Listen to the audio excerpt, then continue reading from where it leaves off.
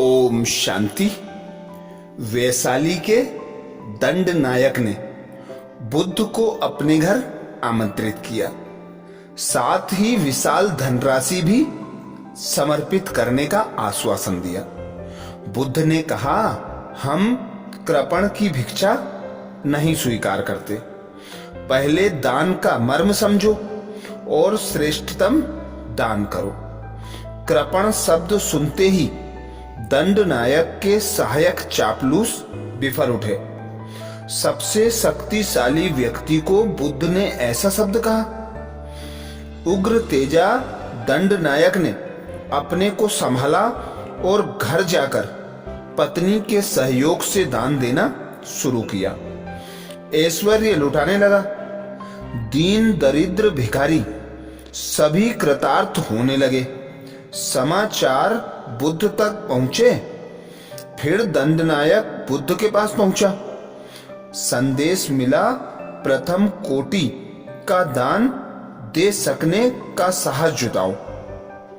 दंडनायक बुद्ध जी के पास पहुंचा। वहां से उसे संदेश मिला, प्रथम कोटि का दान दे सकने का साहस जुटाओ।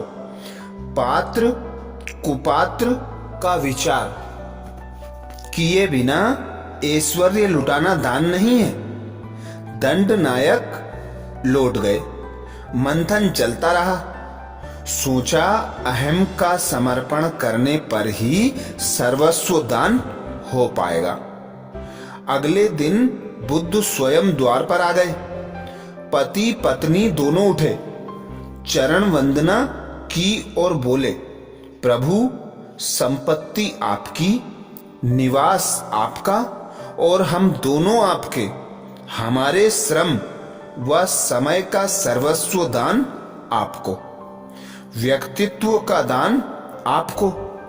महानाम और क्षेमा नाम से दोनों भिक्षुक संघ में सदा के लिए जुड़ गए। उन्होंने दान का मर्म समझ लिया। अर्थात इस कहानी से हमें यह शिक्षा मिलती है कि सबसे बड़ा दान अहम का दान है। और हम चाहे तन मन धन जिस भी चीज का दान करते हैं, दान को सदा सुपात्र देखकर ही दान किया जाना चाहिए, क्योंकि कुपात्र को किया गया दान भी कुसंग में जाता है। हमारे ऊपर उसका बोझा चढ़ता है। तो दान सदा सुपात्र को ही देखकर परख कर देना चाहिए। जिस प्रकार बुद्ध ने दंड नायक को परिवर्तित किया, दंड नायक ने स्वयं को पूरा सर्वस्व अपने आप को अर्पित कर दिया। ऐसे ही शिव पिता निराकार परमात्मा हम बच्चों से कहते हैं कि खुद को आत्मा समझो, देह तथा देह के सर्व संबंधों को भूलो और मुझ पिता परमात्मा निराकार को याद करो, तो तुम्हारे विकर्म विनाश होंगे और तुम्हारी गति सद्गति हो जाएगी। आज बुद्ध जी के हम 5 विचार सुनेंगे, जिनके द्वारा कई मनुष्यों का जीवन परिवर्तित हुआ। बुद्ध जी बोले, घृणा करने से कम नहीं होती, बल्कि प्रेम से घटती है। यही शाश्वत नियम है। घृणा करने से कम नहीं होती, बल्कि प्रेम से घटती है। यही शाश्वत सत्य है। अगला विचार बुद्ध जी बोले, 1000 खोखले शब्दों से एक शब्द बेहतर है जो शांति लाता है। 1000 खोखले शब्दों से एक शब्द बेहतर है जो शांति लाता है। अगला विचार बुद्ध जी का, खोए हुए हम खुद हैं और ढूंढते हैं परमात्मा को।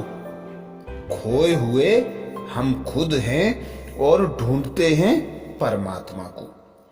अगला विचार बुद्ध जी का है, हर तकलीफ से इंसान का दिल दुखता है, पर हर तकलीफ से इंसान सीखता बहुत है।